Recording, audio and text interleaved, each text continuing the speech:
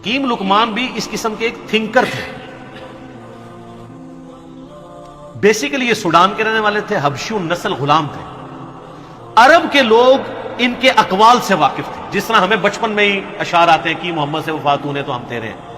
ہمارے چھوٹے بچوں کو یہ شعر آتے ہیں, اسکول میں سن لیے, لپے آتی ہے دعا بن کے تمنا میری.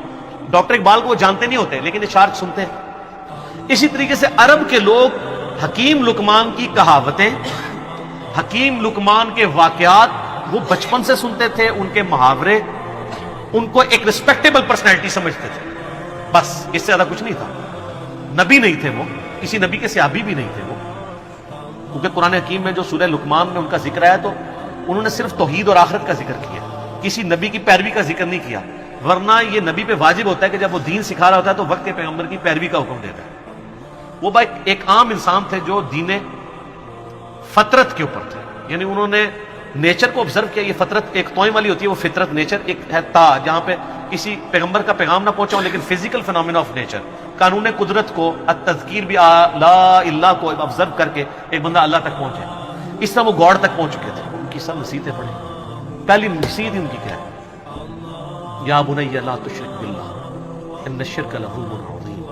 اللہ نے بیسیکلی مشرکین عرب کو کہا کہ جس حکیم لقمان کو تم اتنا بڑا بزرگ سمجھتے ہو اس کی باقی کہاوتیں تو سنی نہیں ہے. جو اصل اس کی بات ہے کہ اس نے کہا تھا شرک نہیں کرنا, تو تم شرک کا اڈا یہاں پہ کھولے بیٹھے ہوئے کعبے میں.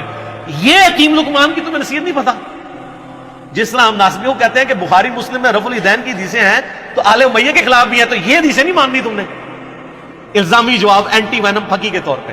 تو یہ سورہ لقمان اس لیے ان کو ایڈریس کرتی تھی. وہ بچپن سے جانتے تھے کہ حکیم لقمان بہت دانا تھا, بہت عقل مند شخص تھا. تو عقل مند شخص توحید کی دعوت دینے والا تھا, اس کی توحید کی نصیحت تو تم نے بھلا دی ہے, شرک کا اڈا بنایا ہوا کعبے کو. تو اللہ تعالیٰ نے اس لیے ان کے نام پہ سورت رکھی. حبشی النسل تھے, موٹے ہونٹ. حبشی کس طرح کا ہوگا؟ یہ تو آپ کا کرائٹیریا نا, خوبصورت شکل ہو, ناک باریک ہو, ہونٹ پتلے ہوں. اللہ کے نزدیک تو مسلم شریف کی حدیث سے اللہ تمہاری شکلوں اور مال کو نہیں دیکھتا, دلوں اور مال کو دیکھتا ہے. تو شکلوں کو کیوں دیکھے؟ شکل بنائی کس نے؟ اللہ نے. تو اس نے شکل کو کیوں دیکھنا ہے؟ اعمال کا اختیار آپ کو دیا, اس لیے آپ کے اعمال کو دیکھتا ہے. دل میں اچھائی اور برائی کی تڑپ اور اس کو ایگزیکیوٹ کرنا, اس کا اختیار اس نے آپ کو دیا, اس لیے اس کے اوپر جج کرنا. تو حکیم لقمان کے بارے میں آپ کو اسلام کی جو پہلی تفسیر ہے نا ابن جریر کی, امام طبری جنہیں کہتے ہیں, المتوفا 310 ہجری, انہوں نے تفسیر ابن جریر لکھی ہے. ابن کثیر نے المتوفا 774 ہجری, انہی سے اکثر چیزیں کاپی کی ہیں. تو آپ سورہ لقمان کے تعارف میں جائیں گے, انہوں نے حکیم لقمان کے کافی واقعات لکھے ہیں کہ یہ کتنا دانا شخص تھا اور کس طرح یہ اصلاح کرتا تھا. ایک دفعہ ان کے آقا نے ان کو کہا ایک بکری دی, اور کہا ذبح کر کے اس بکری کے سب سے بدترین جو پارٹس ہیں نا وہ لے آؤ. تو انہوں نے بکری ذبح کی, زبان اور دل اٹھا کے لے آئے. اب پھر ایک بکری اور مالک نے دی اور کہا اس کے سب سے بہترین پارٹس لے کے آؤ. پھر زبان اور دل اٹھا کے لے آئے. مالک نے کہا کہ یہ کیا؟ انہوں نے کہا یہ زبان اور دل اگر ٹھیک ہو جائے نا انسان کا تو اس سے بہتر اعضاء کوئی نہیں, اور اگر زبان اور دل ڈی ٹریک ہو جائیں تو ان سے برا کوئی عضو بھی نہیں ہو سکتا. یہ جناب حکیم لقمان تھے. تو اللہ تعالیٰ نے مشرکین عرب کو کہا کہ ان کی توحید کی نصیحتیں, پھر آخرت میں پیشی کی نصیحتیں. حکیم لقمان کی نصیحتوں میں میرا پورا لیکچر ہے, مسئلہ 177, آپ جا کے دیکھیں تو آپ کو پتہ چلے گا جی حکیم لقمان نے کیا کیا نصیحتیں. سورہ لقمان میں 8 نصیحتیں تھیں ان کی, 2 اللہ نے مزید ایڈ کر کے تلک عشرۃ کاملہ, اور وہ 2 نصیحتیں ماں باپ کے ساتھ اس نے سلوک کی ایڈ کی, جو حکیم لقمان نے شاید عاجزی کی وجہ سے اپنے بچے کو نہیں کی, شاید موت کا وقت تھا تو اب وہ اس کو سکپ کر گئی, اور لوگ ان سے ہوگی, تو اللہ تعالیٰ نے اسے پرفیکٹ کیا. ان نصیحتوں سے کئی آئیڈیا نہیں ہوتا کہ انہوں نے وقت کے پیغمبر کی پیروی کا کہا ہو. اس سے لگتا ہے کہ وہ ایک ایسے شخص تھے جنہوں نے فزیکل فینومینا آف نیچر کو آبزرو کر کے خدا تک پہنچ چکے ہوئے تھے کہ اس کائنات کا ایک کریٹر ہے, اور Allah is the only explanation of all the physical phenomena in this world. وہ اتنی رکت انگیز ان کے الفاظ ہیں, اے بیٹے اللہ کے ساتھ شرک نہ کرنا, بے شک شرک سب سے بڑا گناہ ہے, سب سے بڑا ظلم ہے, اور اگر تم پہاڑ کی چٹانوں میں یا آسمانوں میں بھی کوئی گناہ کرو گے تو قیامت دن اللہ تعالیٰ تمہارے سامنے لے آئے گا. اچھا آسمانوں میں کس نے گناہ کرتا تھا؟ اس زمانے میں تو اڑتا تو کوئی بھی نہیں تھا, لیکن آج آپ کی ساری اسمگلنگ پاکستانی ایئر ہوسٹس جو کر رہی تھی اور جو کچھ باقی معاملات ہوتے ہیں وہ آسمانوں میں گناہ ہو رہے ہوتے ہیں. تو وہ یہ نہ سمجھے گا انہوں نے زمین پہ گناہ نہیں کیا. آسمانوں میں قرآن میں لکھا ہے آسمان میں بھی کوئی گناہ کرو گے اللہ تعالیٰ لے لے گا. کیا مطلب؟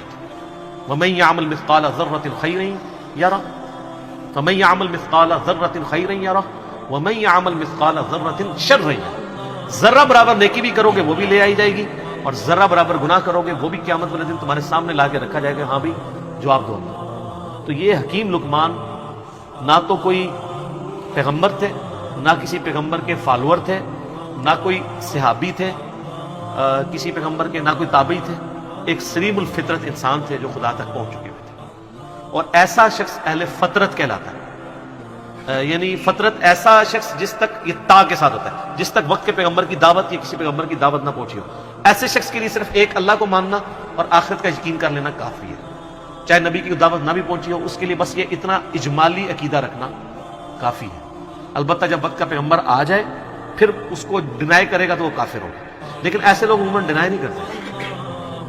اور سر کیا خوش نصیبی ہے, اللہ کو مواحد کتنا پسند ہے کہ نہ وہ صحابی ہو, نہ وہ تابعی ہو, نہ کسی پیغمبر کی اس نے صحبت کی ہو, نہ کسی پیغمبر کا کلمہ پڑھا ہو, لیکن ایک اللہ کا ماننے والا ہو, شرک سے بیزار ہو, آخرت میں اللہ کی جواب دہی کا یقین رکھتا ہو. اس کے نام پہ پوری صورت ہے.